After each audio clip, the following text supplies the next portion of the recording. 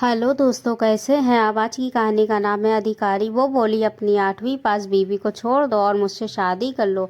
एक अनपढ़ औरत का बोझ उठाते उठाते थक जाओगे। मैं भी एक अधिकारी, तुम भी एक अधिकारी, दोनों की अच्छी जमेगी। जब राजेश की शादी हुई तब उसकी पत्नी 8वीं पास थी और वो पोस्ट ग्रेजुएट था।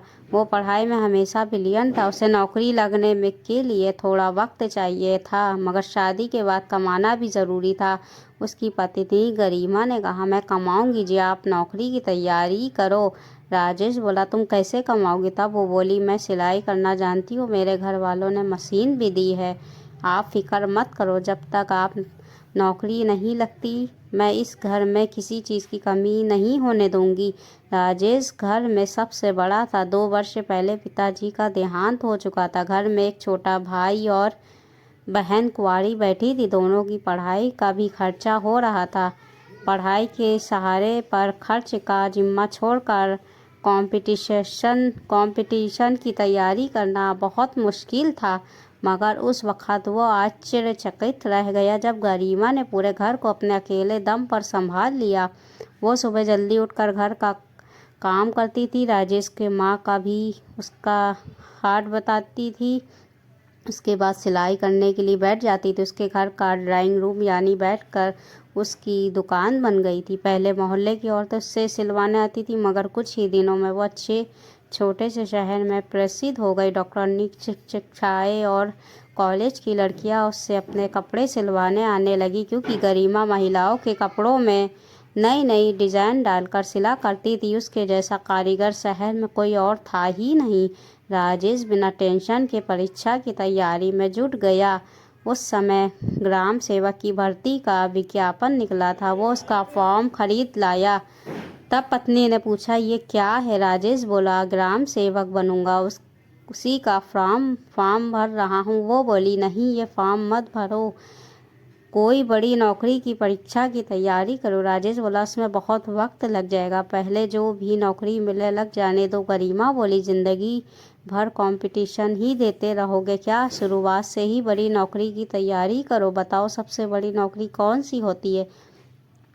राजेश बोला, आईएएस की नौकरी सबसे बड़ी होती। सिविल सेवा में परीक्षा में मैं टॉप करके व्यक्ति सीधा जिला कलेक्टर बन सकता है। वो बोली, मैं आपको जिला कलेक्टर बनते देखना चाहती हूँ जी। फिर उसने ग्राम सेवक की भर्ती के फॉर्म को फाड़ फेंक दिया। फिर बोली, घर संभालने के लिए मैं हूँ ना, आप बेफिक्र होकर लग जाओ जी। वो दिन उसकी ज़िंदगी का सबसे बड़ा दिन था। अगर पत्नी ऐसा नहीं करती तो राजेश आज कलेक्टर नहीं बन पाता।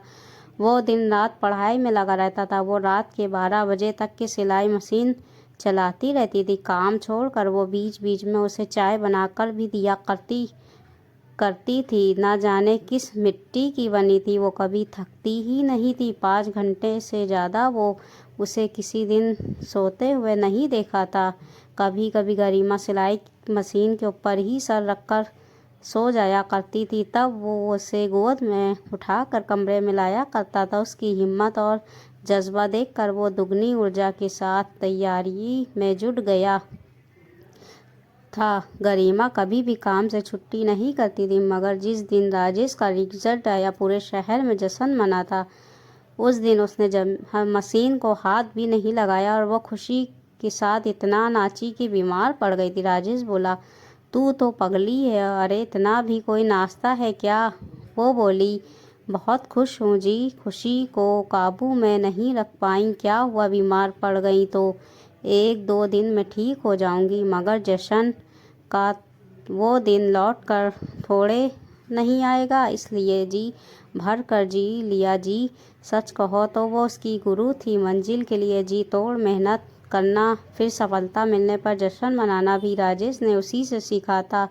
वो खुशियों को समेटना जानती थी। राजेश का छोटा भाई और बहन उसे माँ ही समझते थे, क्योंकि उसने कभी ये एहसास नहीं होने दिया कि वो उनकी भाभी है। वो जब उन्हें डांटती थी तब भी वो चुपचाप उसकी डांट सुन लिया करते थे। आज वो दोनों भी बड़े अधिकारी हैं। इसका श्रेय भी उसकी 8वीं पास पत्नी को ही है। जब वो ट्रेनिंग के लिए मसूरी गया तब राजेश उससे कहा, तू भी साथ चल, मेरा वहाँ दिल नहीं लगेगा। तब उसने कहा, इतने स्वार्थी मत बनो जी, घर में माँ जी और आपके दोनों भाई बहन हैं, अभी पढ़ रहे हैं, इन्हें भी काबिल बनाना है तो 3 साल की बात है, फिर तो हम साथ ही रहेंगे। वो ऐसी ही थी, किसी का बुरा उसे सोचना ही नहीं आता था। दिल की इतनी कोमल थी कि अनजान को रोते हुए देखकर वो रो पड़ती थी। जब राजेश मसूरी आ गया तब वहाँ नए नए लोगों से उसका मिलना हुआ। पता नहीं कैसे कहाँ एक महिला आईएएस को उससे प्यार हो गया, वो भी उसकी तरह वहाँ ट्रेनिंग कर रही थी। शुरू में राजेश को लगा कि ये उसका भ्रम है, वो मेरी दोस्त है बस और कुछ नहीं। मगर जब 2 साल बाद उसकी ट्रेनिंग पूरी हो गई, वो अपने नियुक्ति स्थल पर जाने वाले थे, उसने अपनी बात कह डाली। वो बोली, 8वीं पास बीवी को छोड़ दो और मुझसे शादी कर लो। एक अनपढ़ औरत का बोझ उठाते उठाते थक जाओगे। मैं भी एक अधिकारी हूँ, तुम भी एक अधिकारी हो, दोनों की अच्छी जमेगी। फिर राजेश उसे अपनी बीवी के त्याग और आचरण के बारे में विस्तार से बताया। तब उसने राजेश से माफ़ी मांग ली। बोली, वो एक आदर्श नारी है, हर कोई उसके जैसा नहीं बन सकता, इसके लिए बहुत ज़्यादा संयम की ज़रूरत पड़ती। कहते हैं ज़िंदगी कब कैसा मोड़ ले आए कोई नहीं जानता। यही राजेश के साथ उसने अपनी नई ज्वाइनिंग संभाली ही थी कि सोच रहा था परिवार को अपने पास ले आएगा कि घर से एक रात फ़ोन आया और उससे कहा गया कि गरिमा अब इस दुनिया में नहीं रही। उसके सीने में तेज दर्द उठा था, इतनी तेज कि उसने हॉस्पिटल जाने से पहले ही दम तोड़ दिया था। वो ज़िंदगी के उस पड़ाव पर उसे अकेला छोड़कर जहाँ उसके साथ जी भर के जीना था, अभी तो मंजिल ही मिली थी, मगर आगे का लंबा रास्ता तो बाकी था। क्या फ़ायदा बड़ा आदमी बनने का जिससे वो नहीं हो जिसने बड़ा आदमी बनाया। उसे गुजरे हुए 20 साल हो गए हैं। राजेश आज भी अकेला है, अब तो माँ भी नहीं रही, पता नहीं क्यों जी रहा है। काश उसकी कोई औलाद ही होती जिससे गरिमा का अक्स खोज कर तसल्ली तो हो जाती कि किसी में ये तो उसका अंश बाकी है। जब वो पढ़ते पढ़ते थक जाया करता था तो वो कहाँ करती थी, थोड़ा सा और पढ़ लो जी, जब आप नौकरी में लग जाओगे तब हम पूरी दुनिया घूमेंगे। मगर वो पागल तो शहर में भी उसके साथ नहीं घूम पाई।